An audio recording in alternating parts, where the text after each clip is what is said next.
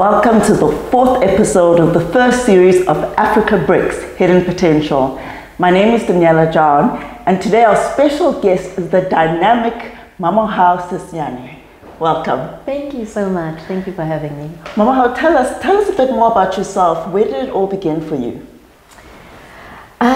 Well, career-wise, I ended up receiving a bursary to go and study at Stellenbosch University. I'm originally from Johannesburg, from a small town called Benoni, and I packed my bags and got ready to embark on this new adventure in this brand new province, a brand new city as well.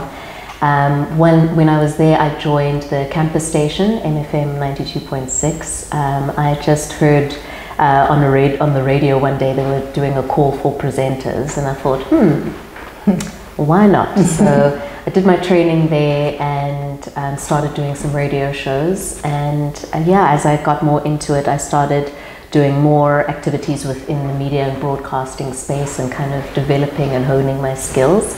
And a couple of years after that, I got a call from KFM 94.5, which is based in Cape Town. And the rest is history, as they say. Wow, excellent. I just looking at, when we growing up, sometimes you have a motivation from either your parents or your mother or a friend or someone from the community. And have that drive to say, look, I'm going to take on this challenge, going to another different city, and I'm going to start a new life. But my question is, what has been the greatest influence of your life? Who was the greatest influence of your life? Who motivates you to do what you're doing today?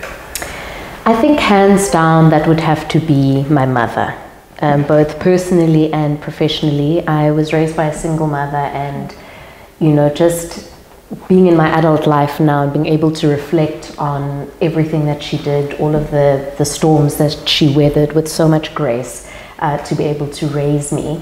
My mother is very much a reader, she's a writer, she just absolutely loves, anything to do with words and speaking and writing speeches. And so I kind of got a little bit of that from her, I think. Excuse me. And I also grew up listening to the radio. In our house, the radio is on in every single room in the house on different stations. Do you play music as well in the radio? Oh, absolutely. So, I would go to sleep with voices there on the radio. I'd wake up to the radio. And so I kind of fell in love with the medium from a very young age. And I think growing up, I always thought in the back of my mind that it's something that I would love to do, perhaps later in life when I was more well-read and well-traveled and things. So it kind of just snuck up on me in my youth. And yeah, my mother has always been such a great supporter of all of my endeavors, and just really encouraging me to use my talents, use my skills, and to believe in myself. At the end of the day, if you are stepping out to do anything for yourself, by yourself, you need to believe in yourself. I was actually listening to somebody yesterday on the call. I was trying to counsel somebody. She said, "Ma'am, I was raised by a single and lonely mom." But that's also the joke. Yeah. But so like myself, I have a similar story, as I was mentioning offline. Raised single mom as well. She became single when I was already grade 7. But had a tipping point when I was 19. But she's always there. Sometimes she calls me and she wants some money or something. I said, when I was having you, you were one of the most painful child. I need you to send me some money. So we have kind of like a fight. Not a fight, but just an engagement. But then when it comes to serious issues, it's someone that can call anytime and say, look, I have this problem. And she has been a source of inspiration as well for me. And it's so... when you're young, sometimes you don't realize. You think parents are not good because they want you to do this and that and discipline. But when you get a little bit older, you realize that they have so much wisdom. They may not have all the PhD, master's degrees, but they have so much wisdom. But also knowing that you have that source of inspiration, someone that can help and support your individual, is something that is actually fulfilling. So well done to Mom. I think I'll have I love writing as well. Actually, one of the things that also inspires me to be in the media. I love music, so I do music. Yes, but me also, too. But also when I was young, you see beautiful ladies on the magazine and the TV. Yeah. So there's something about it. And then when you actually in the media, there's nothing about it. It's interesting that you say that, because from the outside it does look very glamorous, and we show this very kind of aspirational lifestyle, but it really is a lot of hard work and a lot of hours and a lot of the behind the scenes that a lot of people don't actually know. And, the lonely nights, the sleepless nights. Absolutely. I mean, I remember even just with the training at campus radio, gosh, the hours that we were pulling, and you're doing shows at 3 o'clock in the morning while balancing your studies and doing all of these things. So working from the bottom up and putting in those hours it's something that you can't avoid, and it pays off in the end. You've got to pay your dues. Yes, it does. It pays off at the end. So Mamohau, you also are a voiceover artist, you're a model, you're a law student as well. Yes. What in your life what do you think has been your greatest achievement so far, or what are you most proud of? Sure. That is a very good question. I think especially within this industry, right, we tend to look at external validation and external achievements to kind of put ourselves on a level where we think we have achieved something, or where we feel that we have achieved something great. For me, I believe in God, and I live a very faith-filled life, and so I think for me, just being able to go through the challenges that I have, and to have had the experiences that I have had, while living, as a strong, independent woman,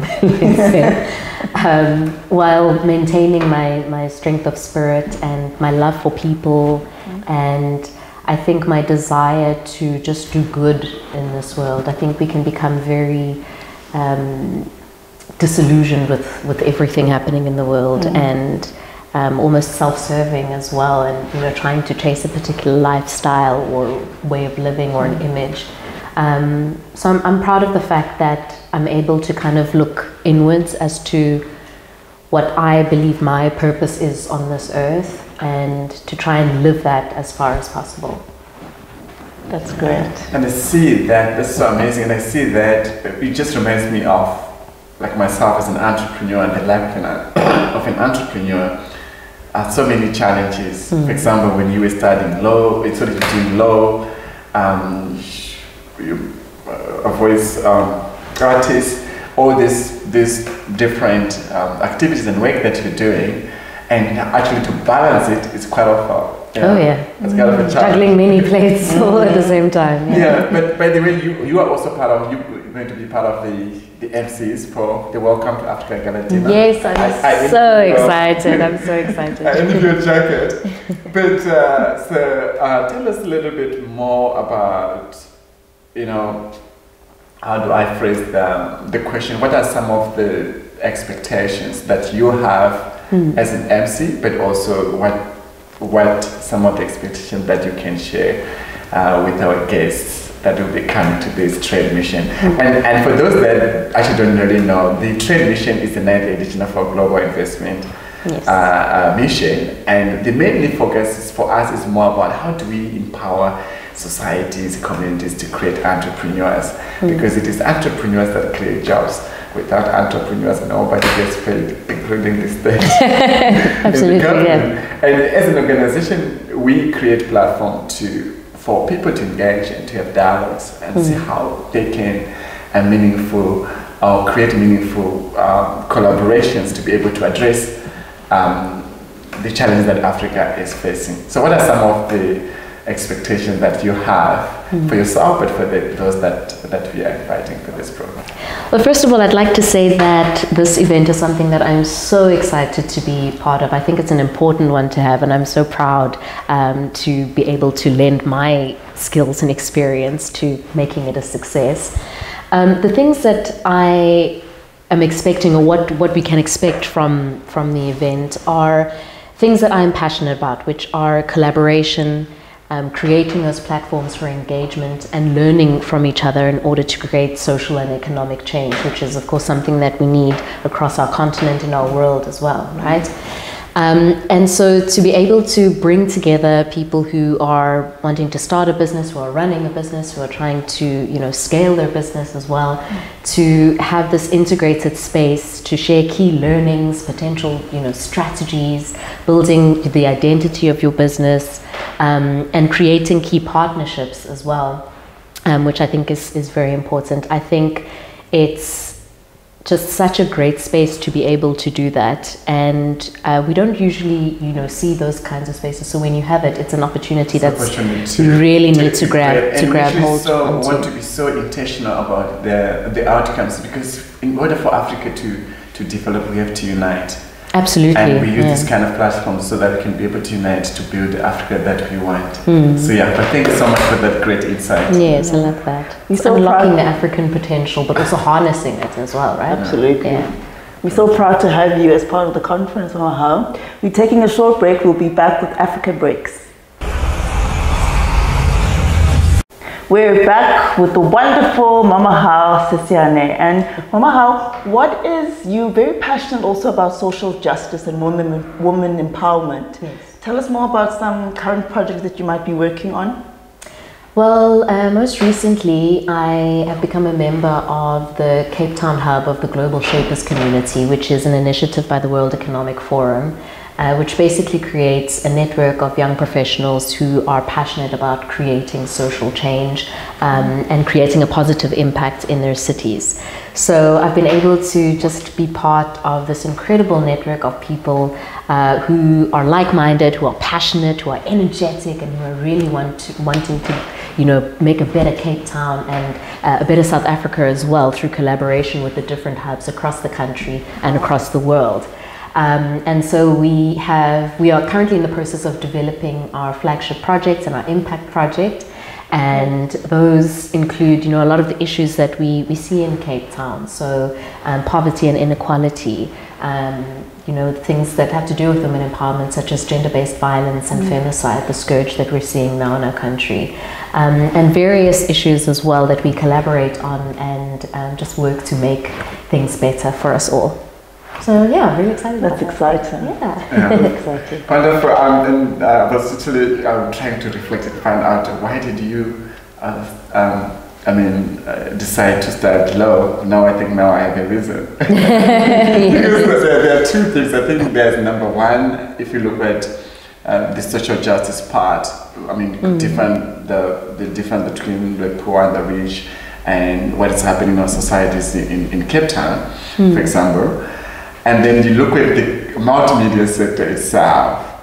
The multimedia sector, there's so much billions of dollars of money, but the people that are it's not seen as an entrepreneurial venture. It's not seen as like a career that one can use as a career, professional career. Absolutely. And then to the extent that your agents, managers, they end up becoming rich, but the actual person that is within the multimedia space can't even support a family. And also, so I think if you look at the work, as you say, the work that you becoming yourself part of, even looking at maybe born in Benin, Johannesburg, Ekurhuleni, coming down to the new city, there's so many challenges. Just being, I don't want to use the word black, but just being a woman, young woman in Cape Town, it's well, yeah, being a black woman in Cape Town, yeah. No, I thought you were chocolate, so that's but yeah, there are so many challenges, and we really want to look forward and see how we can take hands and work together in some of these projects. If you were to advise another young chocolate or black woman out there, what advice would you use? Sound like food. What advice would you use? It can be on entrepreneurship, but it can also be just on career-wise, because I mean, having a single parent, it's got its own challenges. Seeing your mom supporting you, and then being in a different city as a young woman and trying to make a living. There's so many temptations, there's so many challenges. Absolutely. But if you were to advise any of our young girls out there or young people out there, what would be your message to them? Sure, it's an interesting one because, our journeys are so unique and there's so many, facets to them. I think even in telling my story, there will be 500 things that, people actually don't know that I've been through or that I've experienced that have added to edifying me today, right? But I think the number one thing would be to, as I say, my upbringing, being raised by my mother and the person that she is and the kind of support that she lends me has had such a great impact on me that is one of my grounding factors. And so I think it's important to just locate what that is for you and to remain rooted in that. What am I doing? What do I want out of my life? What do I believe my purpose is, and how do I get there? So remaining focused and always leading from your values, because there's so many things that happen in this world. There's so many challenges that you'll be faced with, new environments, new people. I mean, even moving to a new city is a whole different ball game, on its own. But if you maintain your own value system and your own integrity, and the kinds of decisions that you will make and that you will be happy going to bed at night having made, without I think that's it's an important thing, and actually drives us in creating the kind of lives that we want for ourselves. Excellent. So we are about to finish. Just before we do the last round of questions, just wanted to mention a couple of things. I think number one is, we as an organization, as African Innovation, as an independent center, I started I think around 2011, and what pushes me was partly because of my mom, but also it's because you always hear, especially when it comes to like the budget speech or the opening of parliament or the politicians, when they speak, they talk about, we're going to be creating so much jobs, but at the end of the day, they don't create jobs, or they expect communities to create jobs, but they are not capacitated, they are not empowered. Don't have the support structures and the infrastructure in place. Support structures. It's a huge barrier to entry, especially within the entrepreneurial space. And actually I wrote an article a couple of years ago and said, nobody helps in your venture. So that's why we started this organization, by that need, that without capacitating the grassroots level, we're still joking, and I think that's what President Kagame did well. He had a social impact project, before you talk about economics, which did well. I just wanted to encourage all our guests out there that the upcoming 9th edition of the AIEC Global Trade Investment Mission is a must-attend event, and we have been engaging a number of different investors for those that are looking for access to finance. We have a number of companies such as Alan Gray, Vodacom, that are supporting this initiative as well, just to name two. And then of course we are really much intentional about the sectors, because most people, they thought we just focus on agriculture, but we also in the multimedia sector, we are in the technology, we have been doing, we also in the oil and gas, and I've been having, I was woken up today by one of our partners that is doing the mine that are buying gold from Africa, from Swiss and Dubai. For everybody that is in the gold industry. I never realized, I never aspired to be in the mining industry, but we are now also involved in the mining. Multifaceted. And then she called me and said, we are going on this other project, on the mining project, we need to have a meeting tonight. And then there was another one, which is the petroleum, the jet fuel and stuff. So we've been working on this project. I just invested my money, but I was not serious about it. And I'm told this morning that so for every I think it's every gallon or liter or something, I will be earning $1.